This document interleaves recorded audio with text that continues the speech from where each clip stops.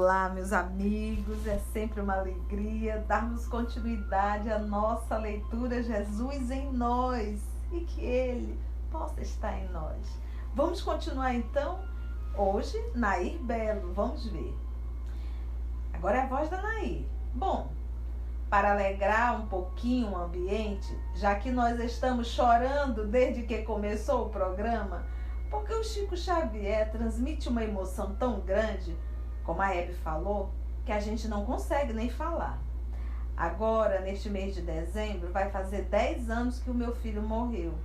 Depois de 1 ano e meio, após várias idas a Uberaba, eu tive a graça de receber uma carta psicografada de 90 páginas naquela noite, não é, Chico? E com muitos detalhes, com muitas coisas lindas. Claro que eu fico comovida, desculpe-me, mas para mim foi muito bom, porque eu aprendi com o Chico Xavier e com a mensagem também, que a gente tem, mais que tudo na vida, é que ter fé em Deus.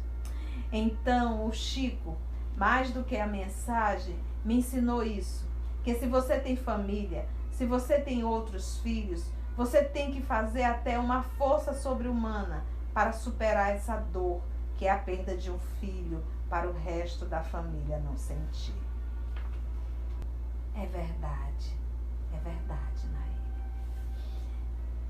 Você estava falando sobre Jesus Cristo e eu quero perguntar de que modo ficam as pessoas que não acreditam em Jesus. Qual ocorre com os judeus, por exemplo? Eu tenho aprendido com os amigos espirituais que o Antigo Testamento é o símbolo do homem batendo as portas da providência divina, pedindo uma revelação de luz para que a estrada da criatura humana seja iluminada, e que o Novo Testamento é a resposta da divina providência ao homem, muitas vezes desesperado e se dando a esse caminho. Os profetas significam a pergunta e Jesus a resposta. Então, eles ensinam, esses amigos da espiritualidade, que nós devemos considerar os antigos profetas como nossos antepassados autênticos, aqueles que nos deram bases para que fosse feita a genealogia de nosso Senhor Jesus Cristo aqui na terra, sabendo nós que Ele é considerado filho de nossa Mãe Santíssima, Maria de Nazaré, da tribo de Davi. Nós devemos aos nossos antepassados o maior respeito, e no texto de Isaías, no Antigo Testamento, existem trechos que são absolutamente proféticos, anunciando aquele que viria até nós para se sobrecarregar de nossas dificuldades para liquidá-las. Basta que se leia o livro de Isaías para que vejamos a importância do judaísmo e que o cristianismo é filho do judaísmo. Consequentemente, portanto, nós não poderemos encontrar diferença nenhuma, mas sim um respeito muito grande para com aqueles que sofreram e lutaram para que Jesus viesse até nós. Hebe pergunta: Chico Xavier, nós estamos muito preocupados com o mundo de hoje. Eu não sei, essas enchentes de repente, secas terríveis, terremotos, as últimas catástrofes que aconteceram no México, na Colômbia, nos Estados Unidos. Será que isso tudo, Chico, que vem acontecendo é um prenúncio de que está realmente chegando o fim? E nós ainda não nos apercebemos? Ou isto é um alerta, porque está enfraquecendo a fé, que sempre existiu nos povos e de repente a falta de fé, talvez, esteja levando o mundo a estas coisas tão catastróficas que estão ocorrendo? Hebe, muitas vezes nós falamos em fim do mundo, mas a verdade é que se houver um fim do mundo, esse fim do mundo se debitará à ambição e ao ódio entre os homens, mas não a uma ordem divina. Vejamos bem a questão dos armamentos.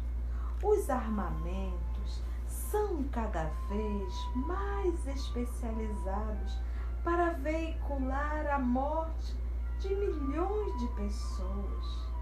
Então, o homem não tem o que indagar sobre o fim do mundo, porque qualquer transformação mais trágica do mundo virá do homem e não da bondade de Deus. Agora, sobre os nossos tempos, nós vamos pensar num problema que deve ser examinado. Nós estamos no término de um milênio, o segundo milênio da vida cristã. Este segundo milênio foi caracterizado por guerras quase que constantes, sendo que a primeira durou 195 anos, em que os homens se exterminaram uns aos outros, criando dificuldades kármicas muito grandes para a humanidade. Foram as guerras das cruzadas. Elas persistiram pelo espaço de quase 200 anos, de 1096 a 1291, mais ou menos por aí. De modo que começou a guerra entre os cristãos e os não cristãos. E as lutas foram terríveis, de acordo com as possibilidades bélicas daquele tempo, né? Bélicas aí, gente, de guerra, tá? No princípio do milênio, elas foram tão cruéis quanto as de agora, em que a inteligência humana refinou o processo de extermínio, de modo que tivemos guerras numerosas, entre as quais vamos destacar uma que durou 100 anos entre a França e a Inglaterra, no século XIV e no século XV.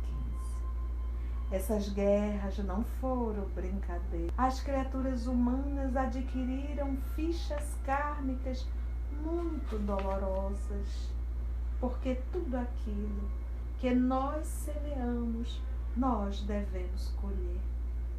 Então, no fim deste século, nós estamos colhendo o que nós temos semeado quase que desde o seu princípio. Tivemos agora, ao que nos parece, se é verdade o que a imprensa veiculou, sobre o encontro de Genebra, reunidos os maiores estadistas, os chefes das superpotências. Eles combinaram que não se deve endossar nem praticar a guerra nuclear, porque nessa guerra nuclear não haverá vencedores. Isto já é o princípio de uma bênção de nosso Senhor Jesus Cristo para sossegar a fúria do ódio entre as nações e atenuar os sofrimentos criados pelos próprios homens sobre as suas próprias cabeças. E assim, até o nosso próximo encontro. Um grande abraço, que Jesus nos abençoe.